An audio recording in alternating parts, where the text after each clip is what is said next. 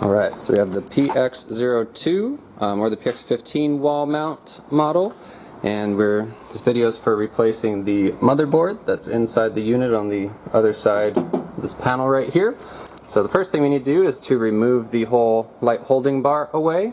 And so when you take out the baffle filters for the unit, then in the channel where the front of the filters sits, there's going to be 3 screws, one on either far side and then one in the middle.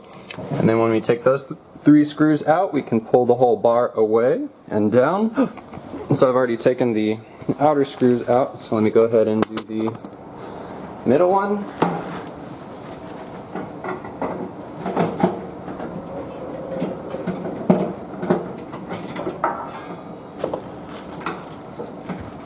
Okay, and then we pull it away. We're going to have a white connection for each of the lights.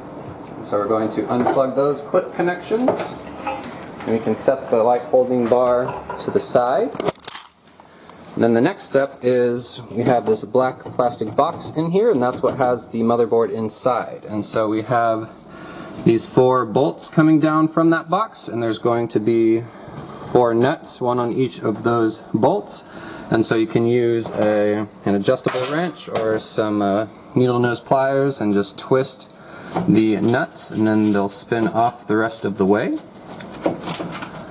Then once you have the 4 nuts off, then you can go up in here and then lift the black box away, lift it up and then tilt it, and then you're going to see there's a screw on each of the corners of the cover of the black box. And once we take loosen those 4 screws, we can take the cover off of the box. Then we're going to have the motherboard inside. And so you'll have all the connections on the motherboard. We always recommend to take a picture of the connections just so that you know how they are situated on there. And then you have just the one for the control panels, the ribbon cable, and then the rest of these have little clip connections on them.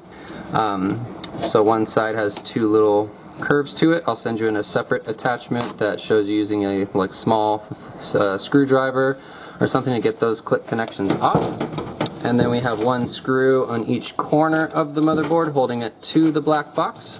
And so once we disconnect all the connections, then we're going to do those 4 screws, take out the board, put the new board in, and then we'll reseat all of those clip connections, and then we can put the black cover back onto the box here, and then you can put the box back into position so that it comes back down through the holes here, and then reattach it with the nuts, and then you'll put the light holding bar back on. You reconnect the 2 light connections. Wherever that one went. There we go, the 2 light connections. Put the light holding bar back, and then put the 3 screws back in place.